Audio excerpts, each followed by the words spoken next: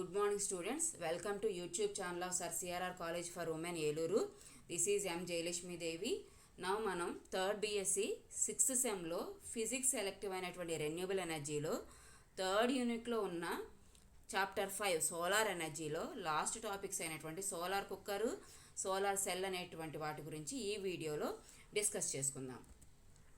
So first one solar cooker. Solar cooker అనేది దేని మీద డిపెండ్ అయ్యి రన్ అయ్యేటువంటి డివైజ్ అంటే సన్లైట్లో ఉన్నటువంటి హీట్ ఎనర్జీని బేస్ చేసుకొని ఈ సోలార్ కుక్కర్ అనేది వర్క్ చేస్తుంది.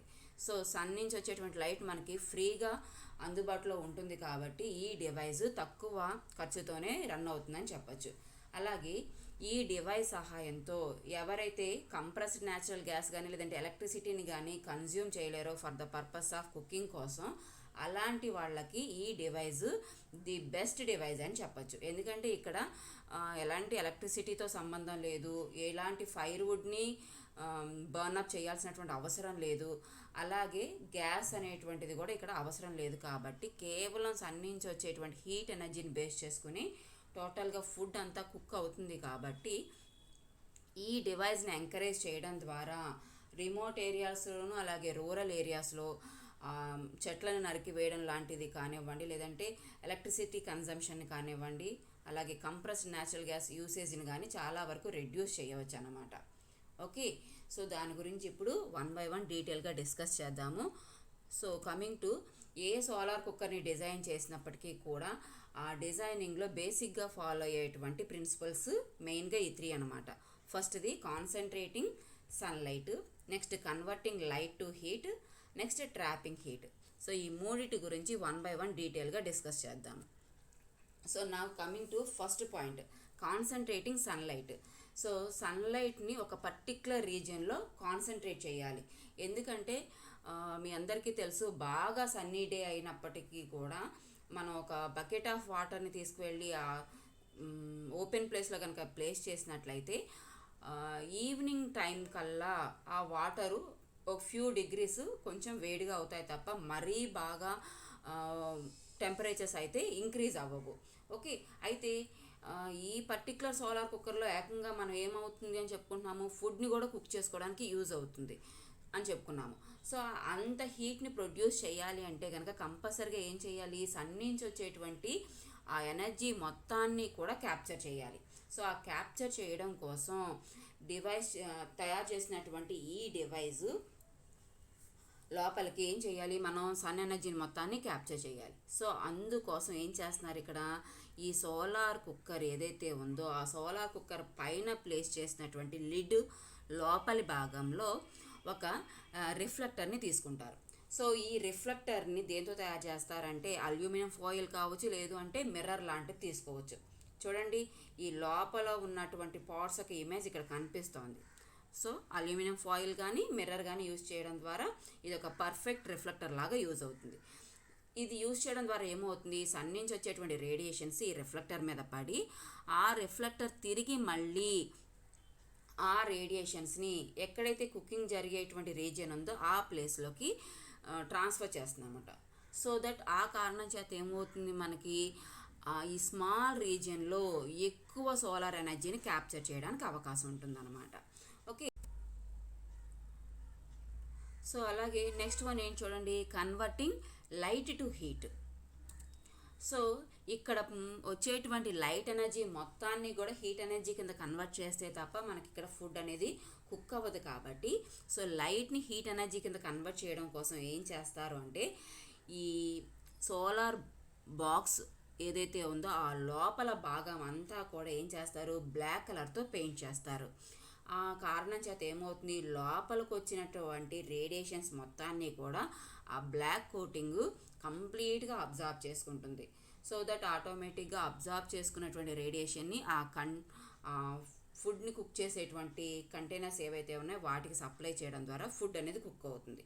ఓకే, అలాగే ఇక్కడ మరొక ఇంపార్టెంట్ పాయింట్ ఏంటి అంటే ఓన్లీ ఆ లోపల భాగానికి మాత్రమే కోట్ చేయకుండా మనం ఏ కంటైనర్స్లో అయితే ఫుడ్ని కుక్ చేయడానికి తీసుకుంటున్నామో ఆ కంటైనర్స్ యొక్క అవుటర్ సర్ఫేస్ని కూడా బ్లాక్ కలర్తో కనుక కోటింగ్ చేసినట్లయితే కనుక ఫుడ్ అనేది ఇంకా త్వరగా కుక్ అవ్వడానికి ఈజీగా ఉంటుందన్నమాట. ఓకే, ఇంకా లాస్ట్ ప్రిన్సిపల్ ఏంటి, ట్రాపింగ్ హీట్ మీన్స్ లోపలికి వచ్చినటువంటి హీట్ ఎనర్జీ మొత్తాన్ని కూడా విత్ ఇన్ ద ఈ స్మాల్ రీజియన్లోనే ఐసోలేట్ చేసి పెట్టేయాలన్నమాట. సో దానికోసం ఏం చేస్తున్నారు అంటే ఈ సోలార్ కుక్కర్ తయారు చేసినటువంటి ఆ బాక్స్ ఏదైతే ఉందో ఆ బాక్స్ యొక్క మొత్తం అన్ని వాల్స్ కూడా దేంతో తయారు చేస్తారు, ఒక ఇన్సులేటింగ్ మెటీరియల్తో తయారు చేస్తారనమాట. సో ఆ కారణం చేత లోపలికి వచ్చినటువంటి హీట్ ఏదైతే ఉందో ఆ హీట్ ఎనర్జీ బయటికి రానివ్వకుండా ఈ ఇన్సులేటింగ్ బాక్స్ ప్రొటెక్ట్ చేస్తుంది. అలాగే పైనుంచి కూడా ఈ సోలార్ ఎనర్జీ బయటికి వెళ్ళనివ్వకుండా ఏం చేస్తారు, దీని మీద మరొక లిడ్ని ప్లేస్ చేస్తారు. ఆ లిడ్ ప్రాబబ్లీ గ్లాస్తో కానీ లేదంటే థిక్ ప్లాస్టిక్ షీట్తో కానీ తయారు చేయడం జరుగుతుంది అనమాట. సో ఆ కారణం చేత ఏమవుతుంది, గ్లాసు లేదంటే ప్లాస్టిక్ బ్యాగ్స్ యూస్ చేయడం ద్వారా సన్ నుంచి వచ్చేటువంటి హీట్ ఎనర్జీ లోపలికి ఎంటర్ అవుతుంది, కానీ లోపల నుంచి ఏ ఎనర్జీ కూడా బయటికి ట్రాన్స్మిట్ అవ్వనివ్వకుండా ఈ గ్లాస్ షీట్ కవర్ అనేది ప్రొటెక్ట్ చేస్తుంది అనమాట. సో ఈ కారణంగా లోపలికి వచ్చేటువంటి హీట్ ఎనర్జీ మొత్తాన్ని కూడా ఈ స్మాల్ రీజియన్లో ట్రాప్ చేయడం జరుగుతుంది అనమాట. Okay, so these are the main basic principles అని చెప్పచ్చు. ఓకే, అలాగే ఈ లిడ్ని మనం ఎప్పుడు కావాలంటే అప్పుడు క్లోజ్ చేసి ఓపెన్ చేసుకునేటువంటి ఫెసిలిటీ కూడా ఉంటుంది. సో ఈ 3 మెయిన్గా యూస్ చేయడం ద్వారా ఏ సోలార్ కుక్కర్నైనా సరే మనం ఈజీగా డిజైన్ చేసుకోవడం జరుగుతుంది. చూడండి, ల్యాబొరేటరీ పర్పస్లో యూస్ చేసేటువంటి సోలార్ కుక్కర్ ఇది. సో ఇది ఒక ఇన్సులేటింగ్, లోపల మనకి ఒక థర్మాకోల్ లాంటిది ఉంటుంది, పైకి కనిపించకుండా దాన్ని మెటల్ షీట్తో కవర్ చేశారు. సో ఈ ఇన్సులేటింగ్ బాక్స్ లోపల నుంచి హీట్ ఎనర్జీ బయటికి రానివ్వదు. ఈ లోపల మనం మోర్ దాన్ 1 కన్నా పాట్స్ని ప్లేస్ చేసుకోవడానికి అవకాశం ఉంటుంది. సో ఇదే లిడ్, ఈ లిడ్ని మనం కుకింగ్ జరిగేంతసేపు కూడా క్లోజ్ చేసి పెట్టాలి. ఓకే, అలాగే ఇది వచ్చేసరికల్లా రిఫ్లెక్టర్ లాగా ఉపయోగపడుతుంది. ఇది టోటల్ సోలార్ కుక్కర్కి లిడ్ అనమాట. మనకి కుకింగ్ పర్పస్ మొత్తం అంతా కంప్లీట్ అయిపోయిన తర్వాత ఈ లిడ్ని కంప్లీట్గా క్లోజ్ చేసేసుకోవచ్చు. బట్ కుకింగ్ జరిగేటువంటి ప్రాసెస్లో మాత్రం ఈ లిడ్ని మాత్రమే కవర్ చేస్తాము.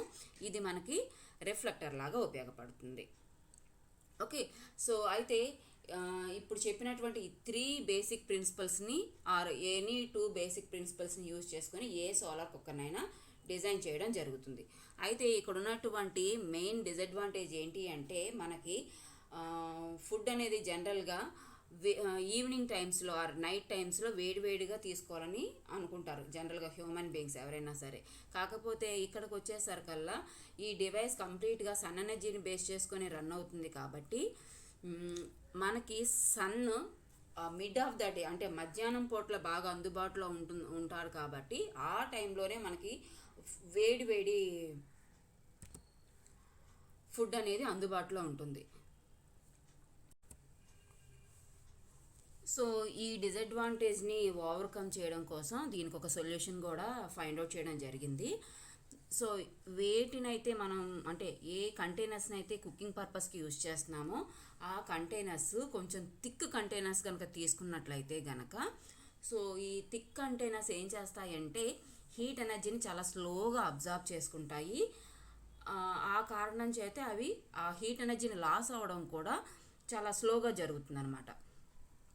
అలాగే ఆ లిడ్ని కూడా మనం కంప్లీట్గా ఎక్కువసేపు క్లోజ్ చేసి ఉంచినట్లయితే గనక అంటే రూమ్ టెంపరేచర్స్కి ఎక్స్పోజ్ కానివ్వకుండా కనుక ఉంచినట్లయితే గనక ఆ లోపల టెంపరేచర్స్ ఎక్కువసేపు లోపలే ఉంటాయి. సో ఆటోమేటిక్గా మనకి ఫుడ్ అనేది ఎక్కువసేపు వరకు కూడా వేడిగా ఉండడానికి అవకాశం ఉంటుందన్నమాట. Okay, so this is another type of solar cooker. చూడండి, ఇది ఒక డిష్ షేప్లో ఉంది. ఈ డిష్ షేప్ లోపల భాగం అంతా కూడా దేంతో క్లోజ్ చేశారు అంటే మనం ఇందా చెప్పినటువంటి రిఫ్లెక్టర్స్ అల్యూమినియం ఫాయిల్తో కంప్లీట్గా కవర్ చేశారు. ఇది ఒక కాన్కేవ్ షేప్లో ఉండడం వల్ల ఏమవుతుంది, సన్ నుంచి వచ్చేటువంటి రేడియేషన్స్ మొత్తం ఈ రిఫ్లెక్టర్ అంతా కూడా అబ్జార్బ్ చేసుకొని వాటిని తిరిగి మళ్ళీ దాని ఫోకల్ పాయింట్ దగ్గరికి కాన్సన్ట్రేట్ చేస్తుంది.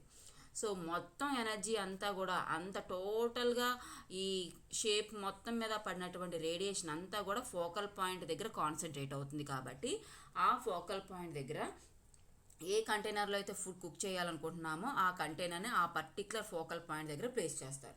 సో దట్ ఆటోమేటిక్గా అక్కడ large amount of heat radiation ఉంటుంది. ఆ రేడియేషన్తో టోటల్గా ఫుడ్ అనేది కుక్ అవుతుంది అన్నమాట.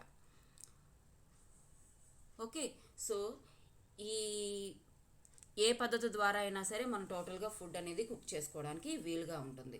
సో ఇది కేవలం ఫుడ్ కుక్ చేసుకోవడానికి మాత్రమే ఉపయోగిస్తున్నారంటే లేదు. సముద్ర తీర ప్రాంతాల్లో ఎవరైతే నివసిస్తున్నారో వాళ్ళ యొక్క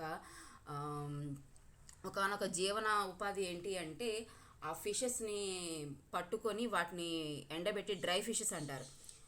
సో ఎండబెట్టి వాటిని కూడా అమ్మి డబ్బులు సంపాదించుకోవడం అదొక జీవనోపాధి.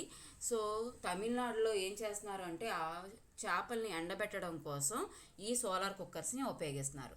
సో ఇందాక నేను చూపించిన స్మాల్ సైజ్ సోలార్ కుక్కర్స్ కాదు, కొంచెం పెద్ద సైజులో ఉండేటువంటి సోలార్ కుక్కర్స్ని యూజ్ చేస్తారు. సో ఆ కారణం చేత ఏమవుతుందంటే ఆ ఫిషెస్ ఏవైతే ఉన్నాయో అవి చాలా తక్కువ టైంలోనే డ్రై అప్ అవుతాయి అన్నమాట. సో దానికోసం కూడా ఈ సోలార్ కుక్కర్స్ని జనరల్గా యూజ్ చేస్తున్నారు. So the next topic is solar cell. So solar cell అనే దాని గురించి ఆల్రెడీ మనం కొంచెం ఎక్స్ప్లెయిన్ చేసుకున్నాము. ఇప్పుడు దాని గురించి డీటెయిల్గా డిస్కస్ చేద్దాము. సో ఈ సోలార్ సెల్ అనేది బేసిక్గా photo electric effect or photo voltaic effect అనేటువంటి ప్రిన్సిపల్ మీద పనిచేస్తుంది. ఫోటో ఎలక్ట్రిక్ ఎఫెక్ట్ అంటే ఏం చెప్పుకున్నాము, ఏదైనా ఒక మెటల్ ప్లేట్ మీద సూటబుల్ వేవ్ లెంత్ ఇన్సిడెంట్ అయినప్పుడు ఆ మెటల్ ప్లేట్లో ఉన్నటువంటి ఎలక్ట్రాన్స్ని ఈ ఫోటాన్స్ బయటికి రిలీజ్ చేస్తాయి. సో ఆ రిలీజ్ అయినటువంటి ఎలక్ట్రాన్స్ మూవ్ అవుతూ ఉన్నట్లయితే కనుక ఫ్లో ఆఫ్ ఛార్జెస్ జరుగుతాయి. దాన్నే మనం ఎలక్ట్రిక్ ఫీల్డ్ జనరేట్ అయింది అని చెప్తున్నాం. ఆ సింపుల్గా ఈఎంఎఫ్ ఎలక్ట్రోమోటివ్ ఫోర్స్ జనరేట్ అయ్యింది అని చెప్తున్నాం. సో ఈ టోటల్ ప్రాసెస్ అంతా దేనివల్ల జరుగుతుంది అంటే ఆ మెటల్ ప్లేటు ఆ రేడియేషన్స్ని అబ్జార్బ్ చేసుకోవడం ద్వారా జరుగుతుంది. అయితే ఈ సోలార్ సెల్ దేనితోనైనా తయారు చేయొచ్చా అంటే ఇక్కడ కంప్లీట్గా సోలార్ సెల్స్ని సెమీ కండక్టర్ మెటీరియల్స్తోనే తయారు చేస్తున్నారు. మ్యాక్సిమం 95% ఆఫ్ సోలార్ సెల్స్ అన్నీ కూడా సిలికాన్తో తయారు చేయబడినటువంటివే. ఎందుకంటే ఈ సిలికాన్ యొక్క ఎనర్జీ బ్యాండ్ గ్యాప్ ఎంత ఉంటుంది అంటే 1.1 ఎలక్ట్రాన్ వోల్ట్స్ ఉంటుంది. సో ఇది చాలా ఇంపార్టెంట్. ఎందుకంటే మెటల్ ప్లేట్లోంచి ఎలక్ట్రాన్స్ని రిలీజ్ చేయాలి అంటే ఆ ఎనర్జీ ఇక్కడ ఎంత ఉండాలి, సుమారుగా 1.1 ఎలక్ట్రాన్స్ వోల్ట్స్ ఉంటే తప్ప ఎలక్ట్రాన్స్ అనేవి బయటికి రిలీజ్ అవ్వడం కుదరదు. ఓకే, సో ఈ సన్లైట్లో ఉన్నటువంటి ఎనర్జీ కూడా నియర్లీ 1 to 2 ఎలక్ట్రాన్ వోల్ట్సే ఉంటుంది. కాబట్టి ఆ ఎనర్జీ అనేది ఈ సెమీ కండక్టర్ మెటీరియల్లో ఉన్నటువంటి ఎలక్ట్రాన్స్ రిలీజ్ చేయడానికి సరిపోతుంది. కాబట్టి ఇక్కడ సిలికాన్ ఎక్కువగా ప్రిఫర్ చేస్తూ ఉంటారు. సో సన్లైట్ ఎప్పుడైతే వచ్చి ఈ సోలార్ సెల్ మీద పడుతుందో ఆటోమేటిక్గా ఎలక్ట్రాన్స్ రిలీజ్ అవుతాయి. ఆ రిలీజ్ అయినటువంటి ఎలక్ట్రాన్స్ను మనం ఏదైనా లోడ్కి సప్లై చేస్తే ఆటోమేటిక్గా ఆ లోడ్ అనేది రన్ అవుతుంది అన్నమాట.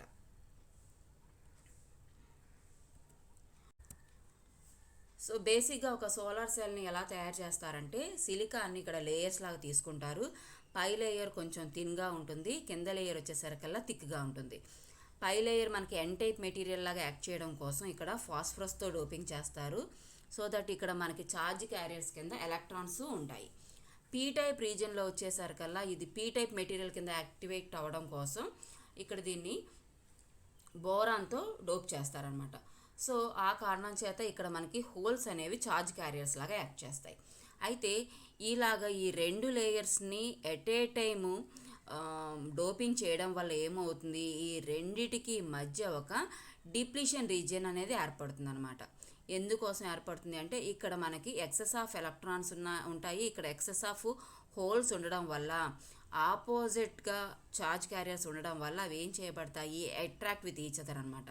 అంటే ఈ పీ టైప్లో ఉన్నటువంటి హోల్స్ అన్నీ కూడా ఎన్ టైప్లోకి మూవ్ ఆన్ అవుతాయి. అలాగే ఎన్ టైప్లో ఉన్నటువంటి ఎలక్ట్రాన్స్ అన్నీ కూడా ఈ పీ టైప్ రీజియన్లోకి మూవ్ ఆన్ అవుతాయి. ఆ కారణం చేత ఈ డిప్లీషన్ రీజియన్ దగ్గర ఒక ఎలక్ట్రిక్ ఫీల్డ్ డెవలప్ అవుతుంది ఆర్ పొటెన్షియల్ డిఫరెన్స్ అనేది డెవలప్ అవుతుంది. సో ఈ పొటెన్షియల్ డిఫరెన్స్ ఆర్ ఈ ఎలక్ట్రిక్ ఫీల్డ్ ఏం చేస్తుంది, ఇంకా ఫర్దర్గా ఛార్జ్ క్యారియర్స్ని మూవ్ అవనివ్వకుండా ఆపివేస్తుంది. సో ఇలాంటి ఒక సోలార్ సెల్ని మనం తీసుకువెళ్ళి సన్లైట్లో కనుక ప్లేస్ చేసినట్లయితే సన్ నుంచి వచ్చేటువంటి లైట్ ఎనర్జీలో ఉన్న ఫోటాన్స్ ఏమవుతాయి, ఈ ఎన్ టైప్ రీజియన్ని మనం చాలా థిన్గా తీసుకోవడం చేత ఆ సన్లైట్ ఎన్ టైప్ రీజియన్లోంచి చొచ్చుకొని వెళ్ళి డిప్లీషన్ రీజియన్ దాకా ట్రాన్స్ఫర్ అవుతుంది అనమాట. సో ఈ డిప్లీషన్ రీజియన్లో ఈ సన్లైట్ ఇన్సిడెంట్ అయినప్పుడు ఆ సన్లైట్లో ఉన్నటువంటి ఫోటాన్స్ ఏం చేస్తాయంటే ఈ డిప్లీషన్ రీజియన్లో ఉన్నటువంటి కోవలెంట్ బాండ్స్ని బ్రేక్ డౌన్ చేసి కొత్తగా ఎలక్ట్రాన్ హోల్స్ని ప్రొడ్యూస్ చేస్తాయి. ఆ కొత్తగా ప్రొడ్యూస్ అయినటువంటి ఎలక్ట్రాన్ హోల్ పేర్స్ ఏవైతే ఉన్నాయో అవి యాక్చువల్గా ఇక్కడ ఈ పీ టైప్ రీజియన్లో ఈ ఎన్ నుంచి వచ్చినటువంటి ఎలక్ట్రాన్స్ అన్నీ ఇక్కడ అడ్డుగా ఉండటం చేత ఈ డిప్లీషన్ రీజియన్ దగ్గర కొత్తగా ప్రొడ్యూస్ అయినటువంటి ఎలక్ట్రాన్స్ అన్నీ కూడా తిరిగి మళ్ళీ ఇందులోకి వెళ్ళిపోతాయి, మనకి ఎన్ టైప్ మెటీరియల్లోకి వెళ్ళిపోతాయి. చూడండి ఇక్కడ చూపించినట్లుగా ఇవన్నీ కూడా కొత్తగా ప్రొడ్యూస్ అయినటువంటి ఎలక్ట్రాన్ హోల్ పేర్స్ అనమాట. సో ఎలక్ట్రాన్స్ అన్నీ తిరిగి మళ్ళీ ఎన్ టైప్ రీజియన్లోకే వెళ్తున్నాయి, హోల్స్ అన్నీ కూడా పీ టైప్ రీజియన్లోకే వెళ్తున్నాయి. సో ఈ కారణం చేత మనకి ఈ సోలార్ సెల్ దగ్గర ఉన్నటువంటి డిప్లీషన్ రీజియన్ యొక్క విడ్త్ ఏమవుతుంది, గ్రాడ్యువల్గా ఇంక్రీజ్ ఆన్ అవుతుంది. సో ఈ క్రమంలో కనుక మనం ఏదైనా ఒక ఎక్స్టర్నల్ లోడ్ని కనుక కనెక్ట్ చేసినట్లయితే it may be a small bulb కావచ్చు, లేదంటే స్మాల్ ఫ్యాన్ లాంటిది కావచ్చు, కనెక్ట్ చేసినట్లయితే కనుక ఈ ఛార్జ్ క్యారియర్స్కి లో రెసిస్టెన్స్ పాత్ వస్తుంది. కాబట్టి ఈ ఎన్ టైప్ రీజియన్లో ఉన్నటువంటి ఈ ఎలక్ట్రాన్స్ అన్నీ కూడా ఈ లో రెసిస్టెన్స్ పాత్ కూడా ట్రావెల్ అవుతాయి. సో ఇక్కడ మనకు ఒక లోడ్ అనేది కనెక్ట్ అయి ఉంది కాబట్టి ఆ లోడ్ ద్వారా ఈ ఛార్జ్ క్యారియర్స్ ఎక్కడికి రీచ్ అవుతాయి, పీ టైప్ మెటీరియల్లోకి క్యారీ ఫార్వర్డ్ అవుతాయి. సో ఫ్లో ఆఫ్ ఛార్జెస్ ఉంటున్నాయి కాబట్టి ఆటోమేటిక్గా మనం ఏదైతే లోడ్ని కనెక్ట్ చేసామో ఆ లోడ్ లైట్ని కనెక్ట్ చేసాం కాబట్టి ఇక్కడ ఆ లైట్ అనేది గ్లో అవుతుంది అనమాట. ఓకే, మరి ఎన్ టైప్ రీజియన్లో ఉన్నటువంటి ఎలక్ట్రాన్స్ అన్నీ వెళ్ళిపోతే మరి వాట్ అబౌట్ నెక్స్ట్ అంటే ఇక్కడ పీ రీజియన్కు వచ్చినటువంటి ఈ ఎలక్ట్రాన్స్ ఏమవుతాయి, పీ రీజియన్లో ఉన్నటువంటి హోల్స్తో కంబైన్ అయిపోతాయి. మరి ఈ హోల్స్తో ఇవి కంబైన్ అయిపోతే మరి నెక్స్ట్ ఎలక్ట్రాన్స్ ఎలా ప్రొడ్యూస్ అవుతాయంటే ఎప్పుడైతే ఇక్కడ ఎలక్ట్రాన్ హోల్ కాంబినేషన్ జరుగుతుందో సైమల్టేనియస్గా ఈ డిప్లీషన్ రీజియన్ దగ్గర సన్లైట్ ద్వారా కొత్తగా ఎలక్ట్రాన్ హోల్ పెయిర్ ప్రొడక్షన్ జరుగుతుంది అనమాట. అంటే డిప్లీషన్ రీజియన్ దగ్గరేమో హోల్ ఎలక్ట్రాన్ ప్రొడక్షన్ జరుగుతూ ఉంటే పీ టైప్ మెటీరియల్లోనేమో ఎలక్ట్రాన్ హోల్ కాంబినేషన్ జరుగుతూ ఉంటుంది. సో ఈ ప్రాసెస్ కంటిన్యూస్గా జరుగుతూ ఉంటుంది కాబట్టి మనకి కంటిన్యూస్గా సన్లైట్ ఉన్నంతసేపు కూడా ఈ సోలార్ సెల్ నుంచి మనకి ఎలక్ట్రిసిటీ అనేది జనరేట్ అవుతుంది.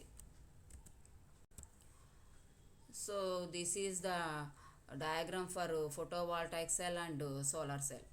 రెండిట్లోని కామన్ ప్రిన్సిపల్ అయితే ఒకటే, పైన ఎన్ టైప్ మెటీరియల్, కింద P type material.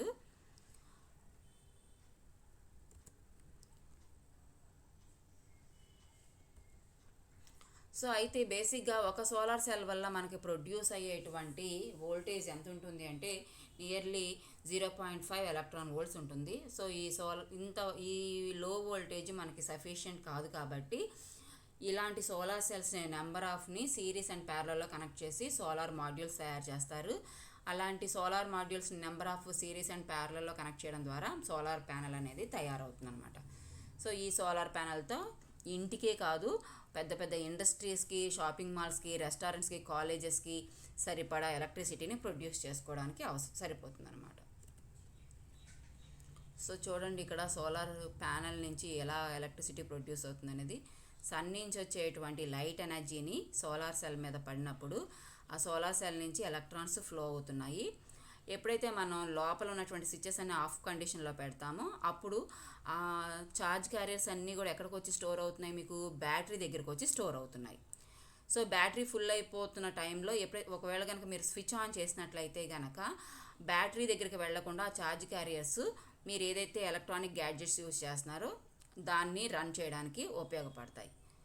Okay, so ఈ బ్యాటరీ మనకి ఎప్పుడు ఉపయోగపడుతుంది అంటే నైట్ టైమ్స్లో మనకి సోలార్ ప్యానెల్ నుంచి ఎలాంటి ఛార్జ్ క్యారియర్స్ రావు కాబట్టి అప్పుడు ఈ బ్యాటరీలో స్టోర్ అయినటువంటి ఛార్జ్ క్యారియర్స్ ద్వారా ఈ ఎలక్ట్రానిక్ గ్యాడ్జెట్స్ అనేవి రన్ అవుతూ ఉంటాయి. ఓకే, సో ఎక్కడ ఈ సోలార్ ప్యానెల్స్ యూజ్ చేసినా సరే జనరల్గా అక్కడ ఉండేటువంటి రిమైనింగ్ ఎలిమెంట్స్ ఏంటి అంటే సోలార్ ప్యానెల్ నుంచి వచ్చేటువంటి కరెంట్ మనం ప్రీవియస్గా చెప్పుకున్నట్టు డీసీ కరెంట్ కాబట్టి ఆ డీసీ కరెంట్ని ఏసీగా కన్వర్ట్ చేయడం కోసం ఇన్వర్టర్స్ ఉంటాయి. ఇక్కడ ప్రొడ్యూస్ అయినటువంటి ఎక్సెస్ ఆఫ్ ఛార్జ్ని బ్యాటరీస్లో స్టోర్ చేసుకోవచ్చు. అవసరమైనప్పుడు బ్యాటరీస్ నుంచి మళ్ళీ వాటిని రీయూజ్ చేసుకోవచ్చు. ఇక్కడ ఉన్నటువంటి ఎలక్ట్రిసిటీని ఏసీ లోడ్స్కి పంపించవచ్చు. అలాగే ఎక్సెస్ ఆఫ్ ఎలక్ట్రిసిటీ కనుక ప్రొడ్యూస్ అయినట్లయితే కనుక గ్రిడ్కి సప్లై చేయొచ్చు. సోలార్ ప్యానల్ నుంచి మనకి సఫిషియెంట్ ఎలక్ట్రిసిటీ కనుక ప్రొడ్యూస్ అవ్వకపోతే గ్రిడ్ నుంచి కూడా మనం ఎలక్ట్రిసిటీని కన్జ్యూమ్ చేసుకోవచ్చు. వీటన్నిటిని మెజర్ చేయడానికి ఒక మీటర్ కూడా ఉంటుందన్నమాట. సో నెక్స్ట్ కంటిన్యూషన్ వచ్చేసరికల్లా types of solar cells. So ఈ సోలార్ సెల్ అనేది ఒక ఫోటో డయోడ్ లాగే వర్క్ చేస్తుంది.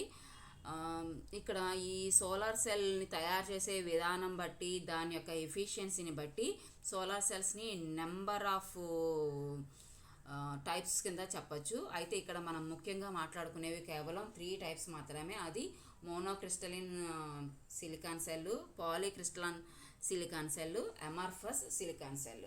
ఓకే, సో వీటి అన్నిటి యొక్క ఎనర్జీ బ్యాండ్ గ్యాప్ ఏ రేంజ్లో ఉంది అంటే నియర్లీ 1 to 2 ఎలక్ట్రాన్స్ రేంజ్లోనే ఉంది. సో ఆల్రెడీ మనం ఇందాక చెప్పుకున్నట్లుగా ఒక సోలార్ సెల్ ఒక energy band gap 1 to 2 electron volts రేంజ్లోనే ఉండాలి. ఎందుకంటే మనకి సన్ నుంచి వచ్చేటువంటి విజిబుల్ లైట్లో ఉండేటువంటి ఎనర్జీ కూడా ఆ రేంజ్లోనే ఉంటుంది. కాబట్టి ఆ ఎనర్జీ ఆ సోలార్ సెల్స్లో ఉన్నటువంటి ఎలక్ట్రాన్స్ని బయటికి రిలీజ్ చేయడానికి సఫిషియెంట్గా ఉంటుంది. సో నౌ కమింగ్ టు ఈ సోలార్ సెల్స్ గురించి 1 by 1 డీటెయిల్గా డిస్కస్ చేద్దాం. So first one monocrystalline silicon cell. So ఇక్కడ ఏం జరుగుతుంది అంటే మనం ఇందాక చెప్పుకున్నట్లుగానే సిలికాన్ని ఇక్కడ ప్రిఫర్ చేస్తున్నారు. సిలికాన్ని ఒక లేయర్ని పీ టైప్ మెటీరియల్ కింద మరొక లేయర్ని ఎన్ టైప్ మెటీరియల్ కింద ఫామ్ అప్ చేసుకుంటున్నారు. సో అయితే ఆ ఫామ్ అప్ చేసుకునేటువంటి క్రమంలో ఇక్కడ యాక్చువల్గా జరిగేటువంటి ప్రాసెస్ ఏంటి అంటే మోల్టన్ స్టేట్లో ఉన్నటువంటి సిలికాన్ తీసుకొని దాన్ని ఏం చేస్తున్నారు, ఎట్ ఏ టైమ్ ఒక సైడ్ పీ టైప్ మెటీరియల్ కింద ఇంకొక టైప్ ఎన్ టైప్ మెటీరియల్ కింద యూజింగ్ బోరాన్ అండ్ ఫాస్ఫరస్ని యూజ్ చేసి అదొక ఆ సెమీ కండక్టింగ్ మెటీరియల్ని ఒక జంక్షన్ డయోడ్ లాగా కన్వర్ట్ చేస్తున్నారని చెప్పొచ్చు. ఓకే, సో ఇది ఒక మోల్టన్ స్టేట్లోనే ఉంటుంది కాబట్టి ఆ మోల్టన్ స్టేట్లోనే ఉన్నప్పుడు ఈ మొత్తాన్ని కూడా స్లోగా కూల్ చేస్తారు. సో స్లోగా కూల్ చేయడం ద్వారా ఏమవుతుందంటే మనకి ఆ మోల్టన్ స్టేట్ అంతా కూడా ఒక పెద్ద క్రిస్టల్ లాగా ఫామ్ అవుతుంది. ఓకే, సో అలా ఫామ్ అయినటువంటి ఆ సింగిల్ క్రిస్టల్ని ఇక్కడ ఏమని పిలుస్తున్నారు, మోనోక్రిస్టలిన్ అని పిలుస్తున్నారు. అంటే ఈ సెల్ అంతా కూడా కంప్లీట్గా ఒక సింగిల్ క్రిస్టల్ లాగానే యాక్ట్ చేస్తుంది. సో అయితే ఇక్కడ వచ్చినటువంటి చిక్ ఏంటి అంటే సన్ నుంచి వచ్చేటువంటి ఎనర్జీ ఎంత ఎనర్జీ ఉన్నప్పటికీ కూడా వీటి యొక్క ఎఫిషియన్సీ మాత్రం కేవలం 24% మాత్రమే ఉంటుంది. So next coming to polycrystalline silicon cell. So polycrystalline silicon సెల్లో కూడా జరిగేటువంటి ప్రాసెస్ అదే. సిలికాన్ని మోల్టన్ స్టేట్లో తీసుకొని one side P type material another side N type మెటీరియల్తో డోపింగ్ చేస్తారు. కాకపోతే ఇక్కడ ఈ సిలికాన్ని ఒక సింగిల్ లార్జ్ క్రిస్టల్ కింద తయారు చేయకుండా ఏం చేస్తారు, స్మాల్ బ్లాక్స్లో ఈ మోల్టన్ సిలికాన్ని పోరప్ చేసి అక్కడ డోపింగ్ చేస్తారనమాట. సో అక్కడ అది ఆ బ్లాక్స్లా తయారయిన తర్వాత వాటిని ఏం చేస్తారంటే థిన్ స్లైడ్స్ కింద కట్ చేయడం జరుగుతుంది. ఓకే, సో అయితే ఇక్కడ ఈ పాలీక్రిస్టలిన్ తయారవ్వాలి అంటే కనుక ఇక్కడ కూలింగ్ ప్రాసెస్ అనేది చాలా ఇంపార్టెంట్. స్లోగా కనుక కూల్ చేస్తే కనుక మనకి లార్జ్ సైజ్ క్రిస్టల్స్ వస్తాయి, జస్ట్ లైక్ మోనోక్రిస్టలిన్ లాగా. కొంచెం కూలింగ్ ప్రాసెస్ కనుక కొంచెం ఫాస్ట్గా చేసినట్లయితే కనుక మనకి స్మాల్ సైజులో ఉన్నటువంటి క్రిస్టల్స్ ప్రొడ్యూస్ అవుతాయి. ఓకే, సో మోనోక్రిస్టలిన్తో కంపేర్ చేసుకున్నట్టయితే ఈ పాలీక్రిస్టలిన్ తయారు చేయడం అనేది కొంచెం తక్కువ ఖర్చుతో కూడుకున్నటువంటి విషయం. ఎందుకంటే ఇక్కడ చిన్న చిన్న క్రిస్టల్స్ని ఈజీగా ఫామ్ చేయొచ్చు కాబట్టి ఇది కొంచెం తక్కువ ఖర్చుతో కూడుకున్నటువంటి విషయం. అయితే ఎఫిషియన్సీ విషయంలో పోల్చుకున్నట్లయితే కనుక మోనోక్రిస్టలిన్ కన్నా ఇది చాలా తక్కువనే చెప్పొచ్చు. దీని యొక్క ఎఫిషియన్సీ కేవలం 17.8% మాత్రమే. కాకపోతే తయారు చేసేటువంటి విధానంలో చూసుకున్నట్లయితే కనుక మోనోక్రిస్టలిన్ కొంచెం ఖర్చుతోనూ కష్టంతో కూడుకున్నటువంటి విషయం. ఇంకా లాస్ట్ వన్ వచ్చేసరికల్లా amorphous silicon cell. So amorphous silicon cell అనేది చాలా థిన్ ఫిలిం లాగా ఉంటుంది. ఎలా అర్థం చేసుకోవచ్చు అంటే ఏదైనా గ్లాస్ లేదా ప్లాస్టిక్ లాంటి మెటీరియల్ మీద ఈ మాల్టెన్ సిలికాన్ డోప్ చేసి మాల్టెన్ స్టేట్లో ఉన్నటువంటి ఈ సిలికాన్ని ఒక లేయర్ లాగా వేస్తారు. ఓకే, సో ఆ లేయర్ని ఇప్పుడు మనం అమార్ఫస్ సిలికాన్ సెల్ అని కానీ లేదంటే థిన్ ఫిలిం సోలార్ సెల్ అని కానీ రిప్రజెంట్ చేస్తున్నాము. దీని యొక్క థిక్నెస్ ఎంత ఉంటుంది అంటే 1 మైక్రోమీటర్ కన్నా తక్కువగానే ఉంటుందని చెప్పొచ్చు. సో దీన్ని తయారు చేయడం చాలా చాలా చాలా తక్కువ ఖర్చుతోనే తయారు చేసుకోవచ్చు. అలాగే దీని యొక్క ఎఫిషియన్సీ కూడా చాలా తక్కువ compare to others. So the efficiency is 13% మాత్రమే. సో ఈ అమార్ఫస్ సిలికాన్ సెల్స్ని జనరల్గా మనం ఎక్కడెక్కడ చూడొచ్చు అంటే మనం యూజ్ చేసేటువంటి వాచెస్లో కానివ్వండి, పాకెట్ క్యాలిక్యులేటర్స్లో ఇది ఉంటుందన్నమాట. ఓకే, సో అయితే ఈ సిలికాన్ సెల్ యొక్క ఇంపార్టెన్స్ ఓన్లీ పాకెట్ క్యాలిక్యులేటర్స్ అలాగే మన ఇండస్ట్రీస్, ఫ్యాక్టరీస్, డొమెస్టిక్ పర్పస్ కోసం మాత్రమేనా అంటే కాదు. అసలు దీన్ని మెయిన్గా ఈ సోలార్ సెల్స్ని ఫస్ట్గా ఎక్కడ యూజ్ చేశారంటే